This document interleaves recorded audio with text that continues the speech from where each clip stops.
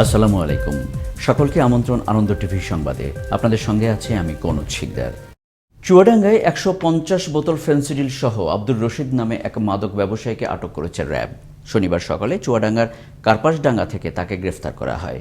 Jhenaidah RAB ৬-এর company commander Kamal Uddin বলেন, গোপন সংবাদের ভিত্তিতে চুয়াডাঙ্গার দামুড়হুদার কার্পাসডাঙ্গা এলাকায় অভিযান চালিয়ে মাদক ব্যবসায়ীকে আটক করা হয়। বরিশালের বাকেরগঞ্জের ১০ নম্বর গাড়ুরিয়া ইউনিয়নের নীলগঞ্জ গ্রামের জুঁই আক্তার নামে এক শিশুকে মোবাইল চুরির অভিযোগে অমানসিক নির্যাতন করা হয়েছে। বৃহস্পতিবার বিকেলে পাশের বাড়ির প্রভাবশালী ওমর আল সাইফ ও তার সাঙ্গপাঙ্গ ওই শিশুকে ধরে নিয়ে হাত পা বেঁধে মুখে গামছা পেঁচিয়ে গরম পানি ঢেলে নির্যাতন চালায় এবং জোরপূর্বক মোবাইল চুরির কথা স্বীকার করিয়ে মোবাইলে ভিডিও ধারণ করে। আমার সাইডে বাড়ি বাথরুমের দরজা আটকাইয়া এরপরে আমার গামছা একদম মুখ টুক বাইন্দে হিন্দে পেঁচাইয়া এরপর আমার মুখে হইয়া হাত বাইন্দে পাও বাঁধছে আমার ব্যথা করে এরপরে আমার পানি ঢেলছে। আমি তো শ্বাস করতে পারি না, গামছা মাছা ভিজছে নাকের ভিতরে আটকে গেছে। এবার সবাই কই কি যে তুমি নিয়েছো, কিন্তু স্যার আমি দিয়ে দেয় ওরা মিথ্যে কথা কই। এরপরে স্যার আমার মালিকা হয়েছে, এরপর কয় তুমি নিয়েছো কও, এবং মোবাইলে ভিডিও করছে কও তুমি নিয়েছো এই কও। ফরিদপুরের সদরপুর উপজেলার সদর ইউনিয়নে ১৭ রশি গ্রামে ৫ম শ্রেণীর ছাত্রীকে প্রলোভন দেখিয়ে বিয়ে করে ৬০ বছরের এক বৃদ্ধ। গোপনে নোটারি পাবলিকের মাধ্যমে গত ২০ অক্টোবর বিয়ে সম্পন্ন করে তারা।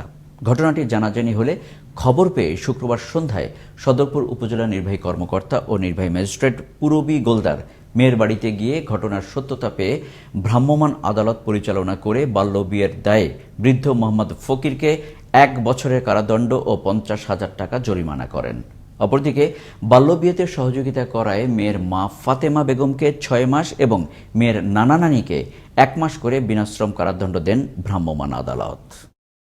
শান্তিতে নেই ঝিনাইদহের নির্জন নিবিড় পল্লীতে প্রজনন করতে আসা শীতের অতিথি পাখিরা। রাত হলেই অবাধে চলে বাচ্চাসহ মা পাখির শিকার। ব্যক্তি উদ্যোগে প্রতিবাদ করলে এলাকাবাসীকে পড়তে হয় জীবন শঙ্কায়। প্রকৃতির জন্য অমূল্যবান এই অতিথি পাখি সংরক্ষণে নেই কোনো ব্যবস্থা। তবে নতুন করে আশ্বাস দিয়েছেন জেলার প্রাণী রক্ষার দায়িত্বে থাকা বন কর্মকর্তা। ঝিনাইদহ জেলা প্রতিনিধি মাজেদ রেজা বাঁধনের পাঠানো তথ্য ও ভিডিও চিত্রে দেখুন ডেস্ক রিপোর্ট। ২০০৭ সালে ঝিনাইদহের শৈলকুপা উপজেলার আশুরহাট গ্রামে শীতের শুরুতে হঠাৎ করেই দেখা মেলে ঝাঁকে ঝাঁকে অতিথি পাখির। এরা আশ্রয় নেয় ব্যক্তি মালিকানাধীন রাজাক ও গোপালের শিমুল বাগানে। প্রায় ১০ বিঘা জমিতে পুরাতন গাছের ডালে বাসা বেঁধে প্রজনন শুরু করে। সেই থেকে প্রায় ১৩ বছর ধরে একাধারে বাস করছে শামুক, খই, পানকৌড়ি এবং বিভিন্ন জাতের বক পাখি। গাছের ডালে বাসা বেঁধে ডিম পেড়ে আগামী প্রজন্মকে পৃথিবীতে আনে তারা।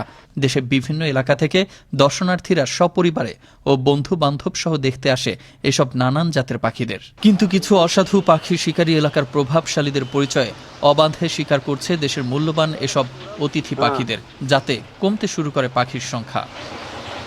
ব্যক্তিগত উদ্যোগে ব্যক্তিগত মালিকানা গাছ রক্ষা করতে হবে এবং এই পাখিকে রক্ষা করতে গেলে এখন সরকারি সহযোগিতা ছাড়া অসম্ভব।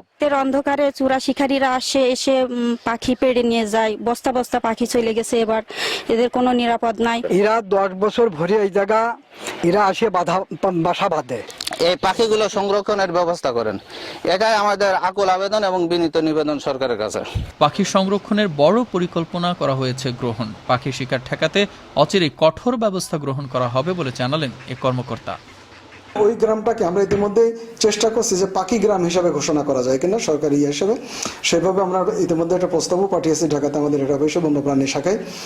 এবং কমিউনিটি বার্ড সেঞ্চুরি প্রাথমিকভাবে, এবং তাদের যে গাছপালা আছে যাতে তারা গাছপালাটা না কাটে, সেই জন্য তাদেরকে আমরা তাদের ক্ষতিপূরণ হিসাবে সাপ্লিমেন্টারি কিছু অর্থ দেওয়ার জন্য যাতে দেওয়া যায়, যাতে তারা তাদের চাহিদাটা মেটাইতে পারে এবং পাখির আবাসস্থলটা ঠিক থাকে। বর্তমানে এখানে প্রায় ১৫,০০০ পাখি বাস করে। পুরাতন গাছপালা সহ এই জমি অধিগ্রহণ করে পাখি সংরক্ষণের ব্যবস্থা করা হলে রক্ষা পাবে যেমনি জীববৈচিত্র্য, তেমনি রক্ষা পাবে এই এলাকাটি। মুস্তফা কামাল তোহা, আনন্দ টিভি, ন্যাশনাল ডেস্ক। করোনার সেকেন্ড ওয়েভ প্রতিরোধে প্রতিনিয়ত মাঠে কাজ করছে রংপুর জেলা প্রশাসন। দুপুরে নগরের কেন্দ্রীয় বাস টার্মিনাল সহ শহরের বিভিন্ন এলাকায় জেলা প্রশাসনের মোবাইল কোর্ট পরিচালনা করা হয়। এ সময় প্রশাসনের এক্সিকিউটিভ ম্যাজিস্ট্রেট মাহমুদ হাসান মৃধায়ের নেতৃত্বে অভিযানে র্যাব 13, মেট্রোপলিটন পুলিশ সহ অন্যান্য বাহিনীর কর্মকর্তারা উপস্থিত ছিলেন। জেলা প্রশাসন রংপুরের পক্ষ থেকে র্যাব 13-র সহযোগিতায় আমরা ভ্রাম্যমাণ আদালত পরিচালনা করলাম। কারণ সরকারের নির্দেশনা হচ্ছে সারা বাংলাদেশের সব মানুষের জন্য মাস্ক বাধ্যতামূলক, সবার মাস্ক পরতে হবে। করোনার দ্বিতীয় সংক্রমণ মোকাবেলায় জেলা প্রশাসনের পক্ষ থেকে এই মোবাইল কোর্টের কার্যক্রম অব্যাহত থাকবে। করোনা ভাইরাসের দীর্ঘ বিরতির পর আবারও চাঙ্গাই হয়ে উঠেছে নওগাঁর ক্রীড়াঙ্গন। নওগাঁর মান্দার মৈনম ইউনিয়নের জলছত্র নামক মাঠে শুক্রবার বিকেলে অনুষ্ঠিত হল মাসব্যাপী প্রচেষ্টা ফুটবল টুর্নামেন্টের চূড়ান্ত খেলা। মানুষের মাঝে গ্রামীণ ঐতিহ্যবাহী ফুটবল খেলাকে নতুন করে ছড়িয়ে দেওয়ার লক্ষ্যে এই টুর্নামেন্টের আয়োজন করা হয় বলে জানান আয়োজকরা। এই ছিল এখনকার মতো। আনন্দ টিভির সংবাদ দেখুন প্রতিদিন বিকেল 5:30 এবং রাত 9:30। করোনা থেকে আপনি এবং আপনার পরিবারকে সুরক্ষিত রাখতে স্বাস্থ্যবিধি মেনে চলুন। আনন্দ টিভির সঙ্গে থাকার জন্য সকলকে ধন্যবাদ।